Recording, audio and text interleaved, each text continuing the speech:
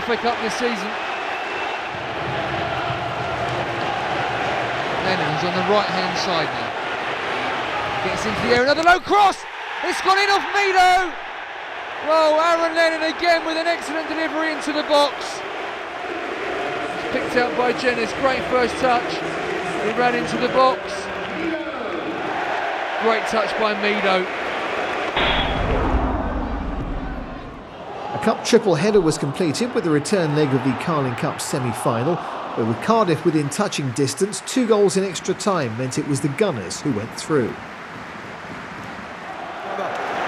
I think this was a brilliant decision. He watched as he tries to sort his feet out here, Robbie Keane, and when he doesn't do it immediately, he's right on top of him.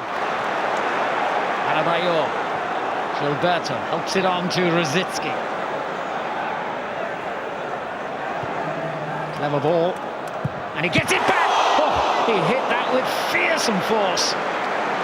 Clichy, Rosicki again. Here's Adebayor. Is that the goal that sends Arsenal to the final? A lot outnumbered at the back post here, Arsenal, and they'll get it sorted.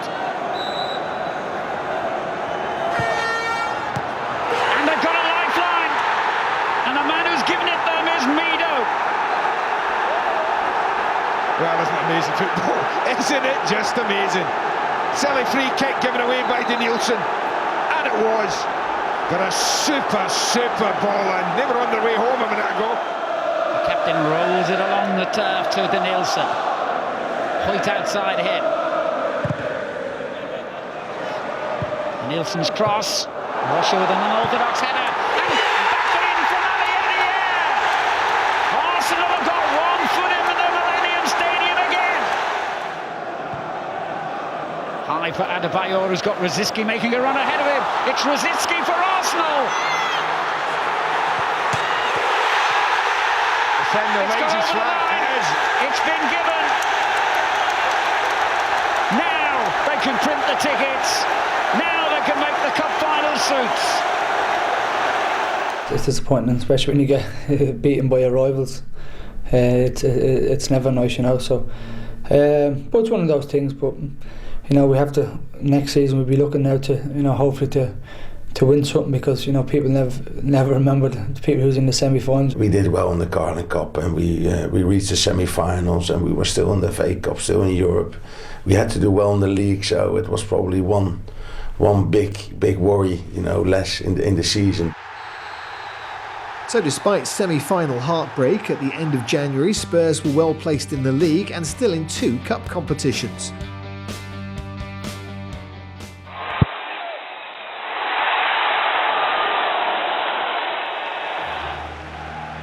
There seemed to be a cup hangover as league leaders Manchester United, aided by a former White Hart Lane favourite, eased to a 4-0 win.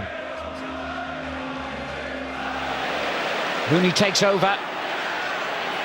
Strong as a bull in those situations. Ronaldo's cross. He had to win that, Dawson. Ronaldo can try again, though. He goes down, and the referee has pointed to the penalty spot.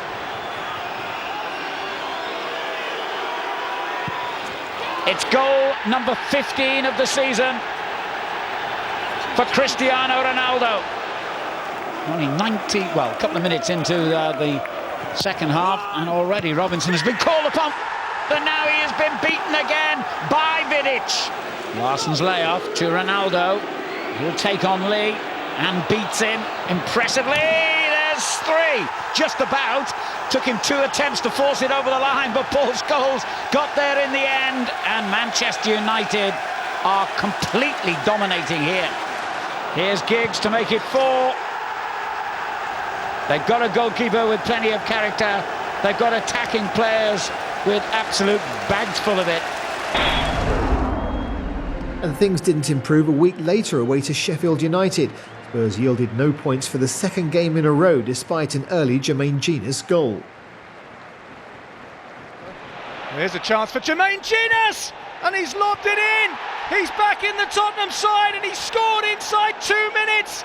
Martin Jol's side lead. Well, unbelievable. It's just a very, very easy run from Jermaine Janus. He's not tracked, and as soon as he's got in here, Paddy Kenny's in no man's land. It's an easy finish for Janus. It's easy to beat the offside trap, and a very, very clever finish, but made easy by Paddy Kenny's position. And the pressure still on for Spurs. Dawson up there trying to clear. Robinson can't. It's gone in. Sheffield United have got themselves level, and this time Rob Hulse's header does cross the line. He's got his first goal in 8 games, and Sheffield United are back in it at 1-1. It's a terrific header. Look at the bounce on it. Paul Robinson just can't get there. I think John Stead just stops Paul Robinson from getting up, and somehow it manages to creep in the far corner. It's a very, very strange goal that Tottenham have conceded. Away by Berbatov, back to Kazim Richards. It's a clever cushioned cross. It was away by Chimbonda. Here's Quinn, wouldn't sit down for him. Is that a penalty kick? It is. Sheffield United awarded a penalty for the foul on Stephen Quinn, who was certainly barged over. Phil Jagielka will step up to take the penalty. Sheffield United have missed 3 of the 4 they've taken this season, but he did score his against Middlesbrough. And he scored again against Tottenham Hotspur, and Sheffield United lead by 2 goals to 1. Fortunes changed, however, in the FA Cup, and thanks to strikers Keane and Berbatov, the fans were soon dreaming of Wembley. Oh, what a chance here, and it's a goal from Robbie Keane. Just 5 minutes in. And Fulham there were completely caught cold.